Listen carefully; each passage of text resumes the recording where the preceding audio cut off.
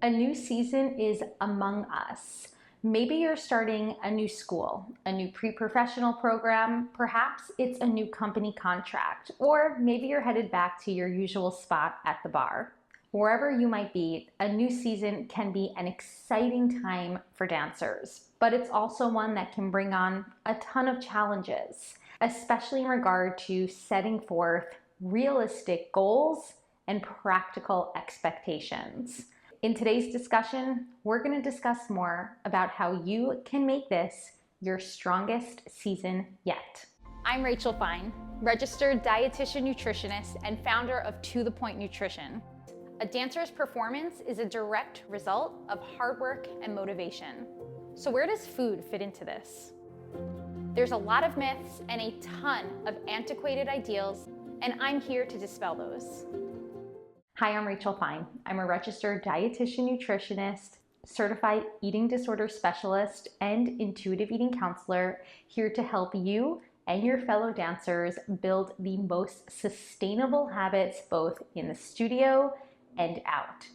Today we are talking about how to set forth your strongest season yet. Because while this time can be super exciting, fresh starts, new teachers, new choreography, new opportunities, auditions, class placements are around the corner, and it can bring on a ton of stress and anxiety for a lot of dancers. Now, if you're coming from a place of dancing pretty intensively, whether it's coming out of an intensive, maybe a summer intensive, then you might feel a bit prepared for this new season. But if you're coming from an extended holiday, time away from the studio, maybe it's a layoff, then you might be feeling a little bit more stressed out, especially in regards to, and I quote, getting back into shape. Regardless, we can utilize this new time as being a time of opportunity. We'll want to evaluate studio and company expectations in order to set forth the most realistic goals that will set us up for success come audition or performance time. So when it comes to expectations and goals, I often see a lot of people confuse the two and actually use them interchangeably. But there's a difference between expectations and setting forth goals. Expectations, these are built usually based on a certain standard. Your teachers, your directors, choreographers, maybe even friends, even for ourselves, parents. We can all have expectations. These expectations are usually born from a standard. And this standard is what oftentimes sets the stage for a dancer in creating their goals that they want to accomplish during a set period of time. The problem with expectations, dancers, and oftentimes the struggles that we experience during these times of new seasons is that most expectations, particularly surrounding food, body, and even work ethic expectations for dancers, are quite, for lack of a better phrase, skewed. When it comes to food expectations, we often see a lot of dancers with this mindset of, and I quote, "I'm a dancer, I need to eat super healthy." And this is why in the work that I do as a dietitian for dancers, most often I am debunking the myths surrounding lifestyles like clean eating and other restrictive types of behaviors around food. Because oftentimes the standard or expectation set forth within the dance world is that dancers should comply by these rigid eating plans to gain success, when in fact, they usually land them in waters of burnout and or an injury.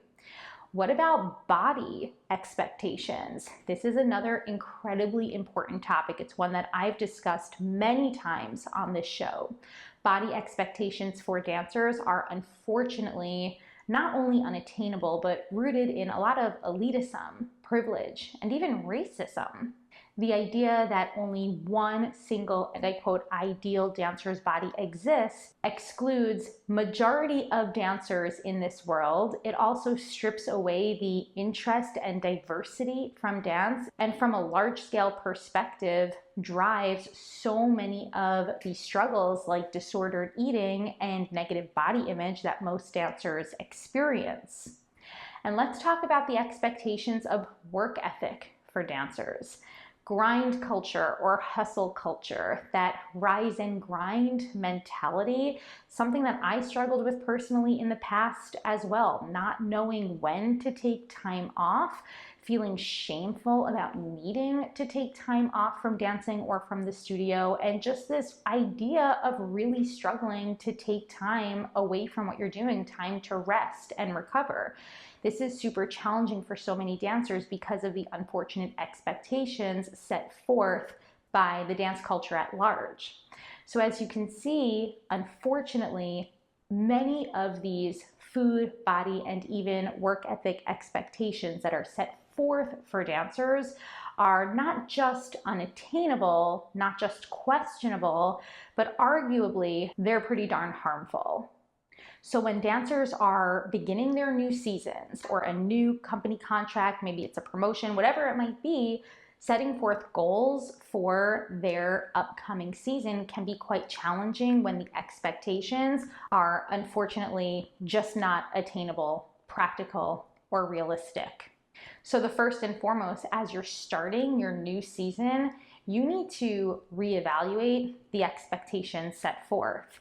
A lot of the question here also comes down to, how is the environment of your studio or company? You know, are they promoting sustainable careers for dancers, sustainable habits, or is the company or studio culture quite toxic? This is something to consider. I know it's not always accessible for dancers to change where they're at, especially for my professional dancers. If this is your primary source of income, you might not have that luxury to change the dance company that you are about to start dancing with, right? In that instance, we do have to be extra mindful, extra alert about the potential for triggering content, triggering experiences to make their way into our behavior. So what's super important is that we work on building our own shield of armor towards what could be very triggering. This is a lot of the work that I do within my program, The Healthy Dancer. It's a monthly membership for dancers and can be super supportive if a dancer is unfortunately stuck in a bit of a toxic dance environment. Of course, if that environment can be changed, uprooted, lifted, that would be your best bet. But I understand that might not necessarily be accessible to all dancers. So we need to, of course, focus on working on our own resilience, in addition to continuing to shift the company culture at large, encouraging that they have nutrition workshops held by licensed professionals, dietitians, encouraging that they support the mental health of dancers, providing resources, enough days off, enough recovery time for their dancers. All of this, of course, is incredibly important when we are thinking about what are the expectations within our own studios and dance companies, and how is that going to impact the goals that I'm setting forth for my own dance success in this new season. When it comes to a lot of expectations, especially today, is the impact on social media. And what a lot of dancers experience, especially in regards to their dancing, but also in regards to their food choices and even those body ideals. These expectations are becoming so skewed, and social media, unfortunately, doesn't help that. From the nutrition perspective of things, I see this a lot even with topics like, and I quote, food freedom or intuitive eating. Oftentimes, the picture of intuitive eating or these non-diet lifestyles comes off very glamorous on Instagram. This is more lately, by the way, I would say in the last maybe 3 to 5 years, where we're seeing this major uptick in the overall rejection of diet culture, which is awesome, by the way. But when we do have this major consumer rejection of an entire subset culture like diet culture, we also have diet culture in of itself catching on to this and wanting to bank off of the very lifestyles that we anti-diet dietitians are encouraging and teaching our clients, and that includes intuitive eating. So what I'm getting at is sometimes social media will make these lifestyles like intuitive eating look like it happens overnight. You see all of these gorgeous pictures of all of this food, and it becomes like this idea that we are able to eat what we want when we want without any thought put into it. And I often tell dancers that the proactive approach to fueling their bodies can very much feel anything but intuitive. And actually, getting to this place of providing our bodies with reliable baseline nourishment every day is such a journey for so many dancers. It is not something that happens overnight. It might not even happen over the course of a month, 2 months, maybe not even a year. I work with dancers for years along this journey, and it is, as I say, building a working relationship with your food choices and with your body. So what I want you to understand is that unfortunately what we see on social media isn't always the best depiction, even when it comes to building these more supportive habits around our food choices. And all of this really does need to be considered when we are setting forth goals for ourselves. So on that same topic of food and intuitive eating, maybe a goal for you would be to keep a pint of ice cream at home without having to worry that once you start, you're not gonna stop. And to be able to trust yourself that you can enjoy that ice cream at any time, especially when you want it, when you have a liking or a taste preference or a craving for it, and you can enjoy that ice cream, and then once you are feeling satisfied, fulfilled, you can also put that ice cream away and know that you can enjoy it again tomorrow, the next day, and so on. So building that trust, that could be your goal. But if that goal is getting large and lofty and you are expecting yourself to do this with all of those indulgent foods within the first week of attempting to relinquish control around your food rules and current maybe restrictive or, and I quote, clean eating lifestyle, that could be a very lofty goal that leads you to certain experiences like, and I quote, overeating or eating past fullness that will further perpetuate the fear that you might experience from wanting to relinquish control around those foods. I hope that makes sense. I think I just went off in a huge tangent. But what I'm trying to say is that experiences like, and I quote, overeating or eating past a point of comfortable fullness, maybe even experiences like binge eating or emotional eating, turning to food during times of emotional distress, these are all very normal experiences that happen along our journeys of building more supportive relationships with food, building more trust between us and our food choices. But if we experience this and we think, oh no, I'm doing something wrong, I can't keep these foods at home, this doesn't work for me, then I want you to know that your goal was perhaps impractical, that this will actually take more time, those experiences will happen, and we need to learn how to navigate them in the most productive way possible. Now, with all of this being said, not all expectations are built on faulty groundwork. In fact, there are some expectations that can totally drive a dancer's motivation and even support their performance potential. It's important to know, when attainable, expectations can help us craft very manageable goals to get there. If you've gone years, more often than not, experiencing those extremes of feeling super in control around food to ultimately feeling super out of control around food, then the expectation that you'll heal your relationship with food, it might not happen as effortlessly as social media makes it out to look.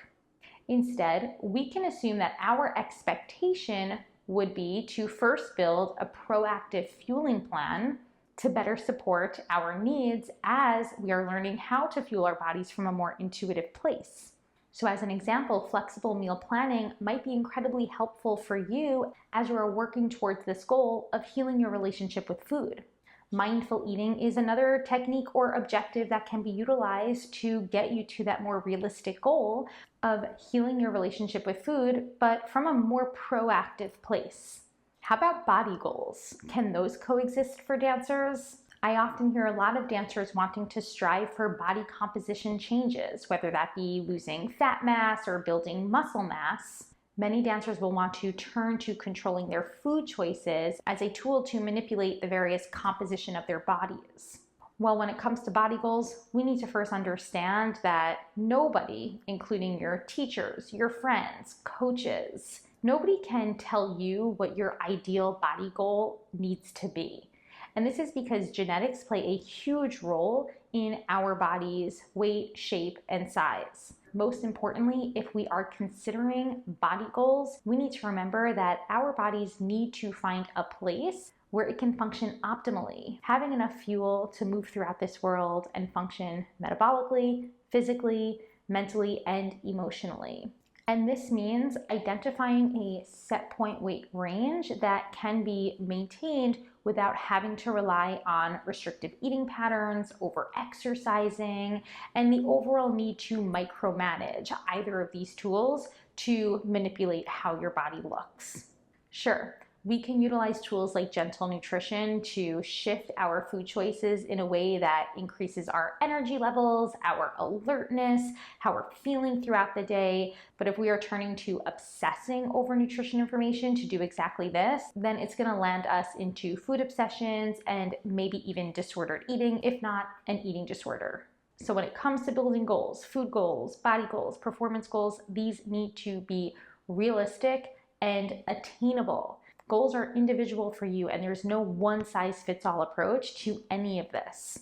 Whatever the expectation might be, we want to set forth realistic goals that we can then utilize manageable tools, some of which I use with dancers include food flexibility, gentle nutrition, food neutrality, body image resilience, all of these wonderful tools, among others, that I utilize with dancers in helping them to support their overall goals of improving their performance, in addition to improving their relationships with their food choices and even their bodies. For those of you who want to start building goals now for your new season, a quick tip is to consider SMART goals. So we don't want to make large, lofty goals. We want to make SMART goals. This means they are specific, they're measurable, they're attainable, relevant, and timely. As an example, you might not have any control over the success of your class placement or audition, but you can control the effort put into your training, so long that effort still stays within those parameters of being very sustainable and not overdoing it. So when setting forth a SMART performance goal, you might want to specifically work on your extensions. How can you measure the increase in your extension? Perhaps it's solely by just looking at your leg with every class. Do you feel that you are getting stronger with that extension? And what's the time frame for which you might want to accomplish this goal? Maybe it's by Nutcracker in December, or maybe it's by your summer intensives. If you're setting forth a cross-training routine to help accomplish this goal, as a reminder, just make sure that it is sustainable and manageable with your already intense dancing schedule.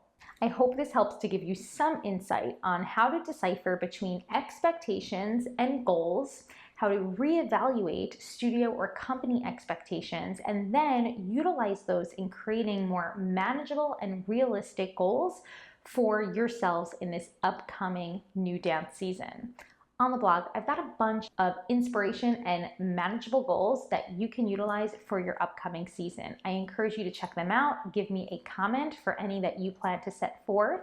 And last, if you liked this discussion, then do me a favor, subscribe, write a review, and we will talk soon.